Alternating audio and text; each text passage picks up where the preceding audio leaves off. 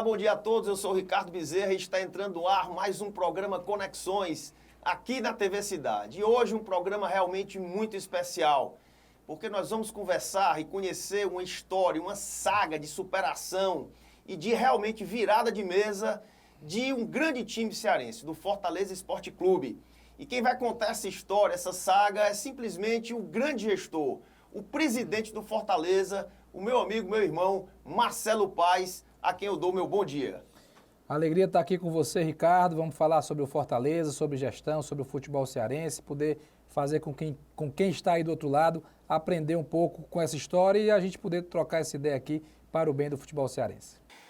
Como eu disse nos meus comentários nas redes sociais, eu aprendi uma coisa da minha vida, viu, Marcelo? Foi trocar a inveja pela admiração. Todo mundo sabe que eu sou torcedor do Ceará, mas é uma obrigação minha do grupo Cidade de Comunicação trazer uma figura como você para contar como é que você fez para ter tanto sucesso. Mas vamos começar o programa, Marcelo, pelo começo, falando de algo pessoal, da tua vida.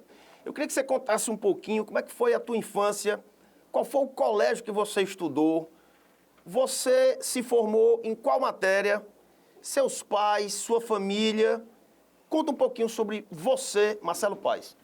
Bem, eu sou nascido e criado em Fortaleza, né? Sempre vivi aqui. Meus pais, graças a Deus, vivos e com saúde, professor Mardônio e a Conceição. Meu pai é professor, né? Professor de física e depois empreendeu quando fundou a escola da família, que hoje está na gestão do meu irmão, do Sávio. Minha mãe era da Secretaria da Fazenda, funcionária pública, hoje aposentada. Eu fui um garoto apaixonado por futebol. Tudo ligado a futebol eu consumia, tudo que você imaginar, né, de jogar futebol de botão, de álbum de figurinha, revista Placar, de jogar bola, de acompanhar, de ir para estádio, ouvir rádio com programa de futebol, tudo que você imaginar. E também a questão educacional, eu sempre fui um aluno, assim, vou dizer nota 10 não, sabe? Mas nota 8, 8,5, eu estava sempre ali passando por média e jogando bola, tentei ser atleta, né? Tentei ser jogador de futebol. Fui atleta de categoria de base. Qual posição? No futsal eu jogava de pivô e no campo de atacante. Mas joguei muito mais futsal do que campo, muito mais. E passei uma geração boa aqui, viu? Na época da ABB, a ABB era o celeiro de craques do nosso estado, de revelar talentos. O professor Salmito, que faleceu esse ano, nosso grande treinador, uma pessoa que eu devo muito, uma gratidão assim, enorme por ele. Mas dessa minha geração aí saiu o Dudu Cearense, saiu Oswaldo, saiu o Pinga, que é um pouquinho mais velho. Quantos anos você tem, né? Marcelo? Tenho 39. Tenho 39. E da ABB sai não vai fazer ainda na vida? O Rafael, o Rony, né? Todos que se tornaram jogadores profissionais de alto nível. E sempre conciliei ali o estudo com o esporte. Me formei em administração de empresas, o curso que eu escolhi fazer na Universidade Federal do Ceará. A escola que eu estudei foi a escola do meu pai, da minha família, o Colégio Darwin, que hoje está lá na direção do Sávio, meu irmão. E mais ou menos isso, nasci no bairro do Papicu, morei lá até 23, 24 anos, aí casei, me mudei e já morei em alguns outros locais. Então, resumidamente aí, é isso do Marcelo, que as pessoas não conhecem, né? As pessoas conhecem o Marcelo do Fortaleza, mas tem uma história anterior aí.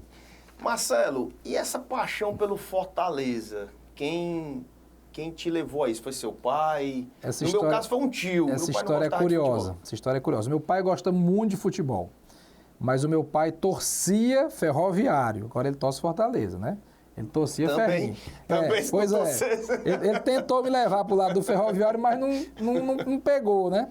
E lá no prédio onde eu morava, no Papicu, no condomínio Planalto do Sol, a gente jogava bola lá embaixo e tal.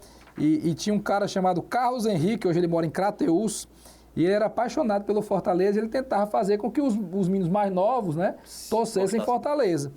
E eu me encantei, né, assim, gostei ali das cores e tudo. Eu tenho uma memória do Campeonato Cearense de 91, que eu tinha 8 anos de idade, e a final do campeonato foi transmitida pela TV, nunca passava, era só rádio ou quem fosse pro estádio, né? E foi transmitida à época, não lembro por qual TV, e o futebol cearense está vindo agora para a TV Cidade, exatamente, né? Muito bom. E o Fortaleza foi campeão com um gol do Mirandinha, uma paulada de fora da área, eu lembro que eu assisti aquele jogo, e eu escolhi torcer Fortaleza. Então não foi uma influência do meu pai, né? Tinha o Carlos Henrique lá do prédio que influenciava, e eu acho que ele despertou, E aí, depois que eu comecei a torcer, eu ficava perturbando meu pai. Pai, me leva pro jogo do Fortaleza. Ele não sei levava? o quê. Levou algumas vezes. Aí depois quem ficou me levando foi o Romero Vieira, irmão do Renan Vieira, né? Que foi presidente do Fortaleza também. E eu ia com o Romero e depois comecei a ir sozinho, pegava o ônibus, ia sozinho e passei pro jogo do Fortaleza sozinho. O futebol tá no teu sangue mesmo. Total, né? muito. Não precisa ninguém ficar empurrando, porque quando empurra muito a criança, ela não gosta. Aí quando deixa a coisa ser natural, a coisa... Futebol, para mim, é uma grande paixão e hoje também é o meu trabalho, a minha profissão. Marcelo, agora me responde aqui, cara. Eu sempre quis te fazer essa pergunta aqui. O que é que te levou a ingressar realmente no mundo do futebol? Quando você torcer, aí você estava tocando o colégio, né? O Colégio Darwin, você estava me dizendo ali em off, você pegou com 200 e poucos alunos, já está com quase 1000 alunos, quer dizer, você fez uma excelente gestão. Por falar em gestão, em amor também pela gestão empresarial, você se formou porque quis em administração de empresas. Sim. Estava cuidando dos negócios do seu pai com muito potencial de crescimento, de repente vai assumir a presidência de um time de futebol, que é um negócio complexo, chato. O que é que te levou a assumir a presidência do Fortaleza quando você...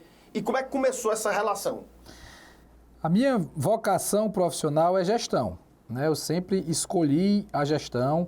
Desde a gente está falando um pouco de quando criança, adolescente, eu acho que eu sempre tive essa veia de liderança, né? De ser líder de sala, de ser o capitão do time do colégio, do time onde a gente jogava, de coordenar algumas coisas, de estar à frente. Então, sempre gostei de organização, de gestão. E a paixão é o futebol. Então, eu acho que no futebol, no Fortaleza, eu consegui juntar a minha vocação com a minha paixão. A vocação profissional e a paixão pelo futebol e a paixão pelo time que eu escolhi torcer, que eu amo, que é o Fortaleza. Mas quem foi que te chamou? Assim, Pois é, tinha o porquê que eu quis, né? Certo. Então, eu queria estar perto, eu queria ajudar. Mas mesmo sem ganhar dinheiro, dinheiro não é tudo, né? Pode parecer clichê o que eu estou falando. Mas não é tudo, mas é 99%. É muito importante, todo mundo gosta, eu também gosto. Mas quando eu fui para o Fortaleza, eu já tinha uma situação bem mais equilibrada. estabilizada pelo colégio, né? Já era proprietário do colégio, a gente já tinha organizado, estava com gestão boa, com superávit. E eu acho que o ser humano, né, ele sempre tem algo a mais que ele quer, Verdade. que ele busca fazer. Às vezes se transforma num hobby, às vezes numa profissão, às vezes numa questão social. A gente não fica só naquilo ali, né? Tem razão. E o futebol, ele é isso para mim também. Né? Então, eu queria ajudar o Fortaleza, eu ficava vendo de fora, né? O Fortaleza teve momentos difíceis, e eu quero ajudar. E tem uma passagem muito interessante, Ricardo.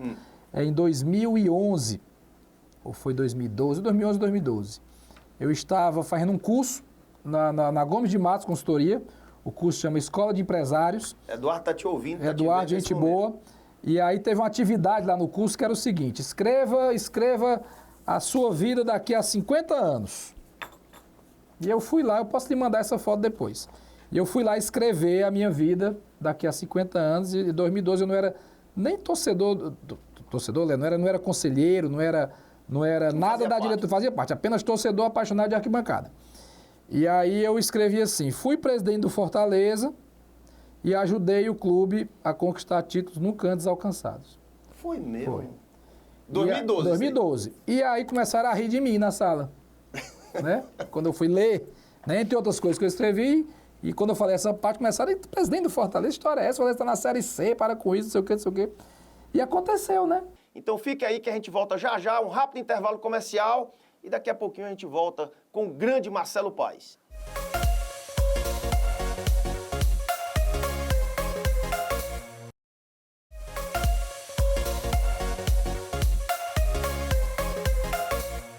De volta com o Conexões especial Marcelo Paes, um bate-papo sensacional em que ele está contando tudo.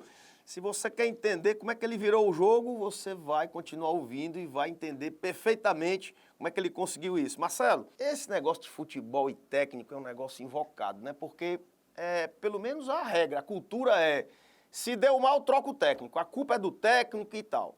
Mas eu vejo que vocês, a gestão de vocês, a tua gestão mudou um pouquinho dessa cultura. O próprio Rogério Ceni ficou muito tempo no Fortaleza e agora o Vojvoda está realmente num período bem longo. Inclusive num período negativo, que ele ficou muito tempo na rabada e vocês seguraram e deu a volta por cima. Fala um pouquinho dessa nova cultura de fazer com que os técnicos durem mais nos seus cargos. Ricardo, a gente falou aqui um pouco sobre gestão, né? E eu aprendi na gestão que se você demite, é porque contratou errado. Dentro da sua empresa, se você contrata um supervisor de vendas e com 2 meses e meio você demite ele, a culpa não é dele, não, a culpa é sua, você contratou ele errado. Então, acho que isso vale para o futebol também, né? O contratar é algo muito importante no futebol, porque o futebol, as cifras são altíssimas, né? Altíssimas. Então, qualquer contratação que você faz errada vai custar muito. E acho que tem que se ter muita convicção quando vai se escolher quem é o comandante, porque o treinador é uma figura importantíssima dentro de qualquer clube de futebol no mundo. Então, ele não pode ser, ao meu ver, né? Ele não pode ser descartado assim tão facilmente, ou então você contratou errado. E aí tem outra coisa, não tenha compromisso com o erro. Se contratou errado e viu que era errado, é melhor demitir e trocar mesmo, né? Não pode ter compromisso com erro em nada na vida. O Rogério também foi posto à prova aqui. Quando terminou o Campeonato Cearense em 2018, 90% da torcida queria que demitisse, chamar de burro, invadiram o meu celular, né, tudo que você imaginar, e a gente segurou e no final foi campeão da Série B. O Vojvoda foi a mesma coisa. E demitir é fácil, sabe? Demitir é muito fácil. O grande ponto é quem é que vem depois. O que vem depois vai ser melhor do que o que estava antes, porque na pressão, nós ficamos 14 rodadas na lanterna. Muita gente deu a gente como rebaixado. Para mim, como presidente, talvez o mais fácil era demitir, porque aí eu aliviava, né? Eu fiz alguma coisa e tal, mas eu pensava na instituição, no clube. Eu digo, e depois, quem é que eu vou trazer? E quem é que tem no mercado? E o que eu vou trazer vai ser melhor do que ele? Nós vamos mudar esse jogo com ele. E internamente a gente fez algumas mudanças. E posso dizer quais são, porque já falei várias vezes. Contratamos 8 jogadores, saíram 6 jogadores, mudamos a forma de jogar. O Fortaleza passou a ganhar um bocado de jogo de 1-0 depois dessa mudança aí. Que a gente fazia o gol e se segurava. E foi ganhando confiança de novo. Até passar a também ganhar com mais gols. Mas a gente precisava pontuar. Então a gente achou as soluções dentro e fortalecemos o comando. Marcelo, uma das causas aí que estão apontando para o Brasil não ter sido eliminado da Copa do Mundo assim efemeramente foi a falta de acompanhamento psicológico. Você falou agora que você mesmo, como presidente do clube, desce ao túnel, né, e vai conversar com os jogadores. Como é que funciona a parte de acompanhamento psicológico? Deve ser muito boa, né? Porque você deu uma virada de mesa agora fenomenal, que vai ser o objeto do terceiro bloco. Como é que é a questão do acompanhamento psicológico dentro do Fortaleza, tanto para o técnico quanto para o time? Olha, eu acho que a psicologia ela é muito importante, certo? Muito importante dentro do esporte de alto rendimento. Eu lembro uma vez que eu fui para uma palestra, lá atrás, a palestra foi fraquíssima. Mas teve uma coisa que o palestrante falou que era o seguinte: se os atletas são corpo e mente, por que a gente só treina o corpo deles? Por que não treina também a mente? Aquilo ali ficou, sabe? E aí eu entendi que era importante ter esse profissional, e nós temos o profissional no Fortaleza. O atual psicólogo foi trazido já pelo Vojvoda, depois ele está aqui. Ele estava aqui depois de um tempo, a gente tinha um profissional dentro do clube, e aí fizemos uma mudança e trouxemos o professor Christian, que é o atual psicólogo do clube. Eu acho que é muito importante. Ele é também? Não, ele é mexicano. Mas eu não vou atribuir a eliminação da seleção brasileira ao fator psicológico. Não foi. Isso é minimizar, né? E aí eu volto à frase que eu já usei aqui: um avião nem desce nem sobe por um só motivo. São sempre vários fatores combinados. Então não atribuo que tenha sido isso, mas acho muito importante e temos no Fortaleza, sim, esse trabalho. Que bom. Um papo sensacional com o Marcelo Paes. Sinceramente, Marcelo, esse programa deveria ter, viu, Miguelzinho? Umas 2 horas, né, de duração hoje, mas eu vou estourar só uns 10 minutozinhos só, tá? A gente vai para o segundo intervalo comercial, Marcelo Paes, e realmente tá sensacional o programa. Eu não vou conseguir dar alô para todo mundo, mas vou botar mais uns 30 depois daqui. E vamos ao segundo intervalo e depois, Marcelo, vamos contar um pouquinho dessa saga, dessa última saga, em que você estava na lanterna do campeonato e de repente tu sai para a Libertadores, macho.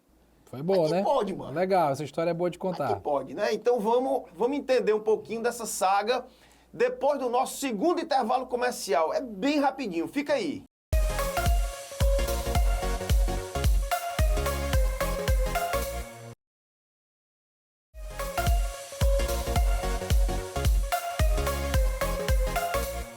De volta ao Conexões, especial Marcelo Paes, aqui na Jovem Pan News. Vamos contar um pouquinho e vamos entender como é que um time tá na lanterna, passou quantas rodadas na lanterna? 14. 14 rodadas na lanterna. Muita gente, os torcedores mesmo, eu via lá nas redes sociais, rapaz, já caímos, vamos pensar logo como é que a gente vai se recuperar na Série B. O que é que você fez que deu uma mudada, deu uma virada de chave no time, no técnico, em tudo, e saiu direto da lanterna para a Libertadores? Me explica, meu amigo. Bem, como eu já falei, foram muitas coisas juntas, né? Nunca é uma só. O primeiro, acho que o principal é a manutenção da comissão técnica, a manutenção do Vojvoda. O comandante foi empoderado, né? Ele não foi questionado naquele momento. E uma forma de empoderá-lo não foi só dizer assim, nós confiamos em você, vai dar certo. Não. Vamos contratar jogador e vamos fazer junto aqui. Bora, você quer esse aqui? Você precisa de quê? Eu lembro de uma conversa que eu tive com ele, disse assim, professor, vamos contratar e pode sobrar jogador, não tem problema não pode faltar. Não pode faltar, né? Nessa reta final aqui, nesse segundo turno, se a gente tiver que pecar pelo excesso, vamos pecar pelo excesso. Então vamos trazer o que você acha que precisa, né? E aí fomos nome a nome, ele validou todos que vieram. Algumas saídas que também foram importantes, né? Não é só chegar e sair, porque também você trabalhar com muito jogador no elenco é complicado, às vezes menos é mais, né? O torcedor adora contratação, né? Dependendo do torcedor, toda semana tem uma contratação, mas vai o dia a dia lá, com 40 jogadores, com 35, o treino só cabe 22 no campo, quando vai fazer um coletivo, e os outros que ficam do lado de fora. E a folha para pagar daquele pessoal que está do lado de fora. E a chateação do cara que às vezes não vai nem relacionado para o jogo e veio com a expectativa de jogar. Então você tem que ir gerenciando tudo isso. E então vieram jogadores, saíram jogadores. Mudamos a forma de jogar. O Fortaleza passou a se defender melhor. O Fortaleza passou a saber segurar resultado. Né? Quantos jogos no primeiro turno a gente não perdeu com gol no último minuto? Porque queria fazer o segundo para ganhar e levava e perdia. Essa estratégia, ela partiu do técnico ou foi com uma conversa geral? Foi uma conversa geral. Foi uma conversa vindo também da direção, junto com o treinador. Ele implementou, mas a gente conversou sobre isso. A visão do futebol, isso. Identificando... Cara, a gente tem que... Não adianta a gente só querer ganhar e não salvar um pontinho. Se não puder ganhar, não perde, né? Leva um ponto para casa, porque às vezes aquele ponto não é só um, é o outro que deixa de fazer 3, né? Que é um rival direto. Exatamente. E aí a gente mudou a forma de jogar, e ele, muito competente, conseguiu mudar a forma de jogar. E também a saída da Libertadores nos deu fôlego entre jogos. A gente passou a ter mais tempo de descanso, de recuperação entre um jogo e outro, e tudo isso somado fez com que a gente conseguisse essa virada. Marcelo, uma pergunta que muita gente quer entender, que é a valuation de um time de futebol. Quanto é que vale, qual é o valor de mercado do Fortaleza hoje, na sua opinião? E como é que se chega, eu sei de uma empresa, né, como a minha, mas como é que se calcula o preço de um time de futebol como o Fortaleza? Olha, se eu disser aqui para você o valor de mercado do Fortaleza, eu vou estar dando informação que ela vai parecer que é a verdade absoluta, porque é o presidente que está falando, né? Então eu tenho que ter muito cuidado até porque a sua audiência é enorme, o Brasil todo vai saber. Mas o futebol tá indo para esse caminho, né? De SAF, de clube empresa, de valuation. Quem é que falar de valuation em futebol há 3 anos atrás? Falar de pênalti, de gol, de campeonato, né? Tem fatores. Para o valuation de um clube, você considera o elenco, o que é que o clube tem de elenco profissional e de base, percentual de direitos econômicos que tem desses jogadores, o valor desses jogadores, estrutura física, capacidade da torcida. A torcida é um ativo do clube. Você fala do sócio-torcedor? Da torcida como um todo. Qual é a média? Hoje a gente está com 38.500. Qual é a média de presença de público? A gente tem um ativo hoje muito forte, que é o nosso varejo. Fortaleza tem 14 lojas próprias. Impressionante isso. 14 lojas próprias. Eu acho que o Fortaleza hoje é o maior varejo esportivo do Nordeste. porque são lojas próprias gerenciadas pelo clube. Marcelo Paes, eu queria, em nome do Grupo Cidade de Comunicação, no meu próprio aqui, do Conexões, você sabe que o Conexões tem um ditado aqui, tem um lema, que diz o seguinte: aqui só entra campeão, tá? Coisa boa. E você é mais um dos que aqui está, e eu posso dizer para você que foi um dos melhores programas que a gente já fez. Coisa pela boa. tua Feliz. desenvoltura, pela tua sinceridade, pela tua humildade, né? Então eu agradeço muito a sua presença aqui no nosso Conexões. E eu te dou 1 minuto para o teu recado final, para a humanidade, para a torcida do Fortaleza. E qual é o conselho que você daria, tá? Qual o conselho que você daria àqueles que estão começando na vida, àqueles que estão levando porrada de todo jeito aí para tentar vencer na vida? Qual é o conselho que você daria a essas pessoas, especialmente aos jovens?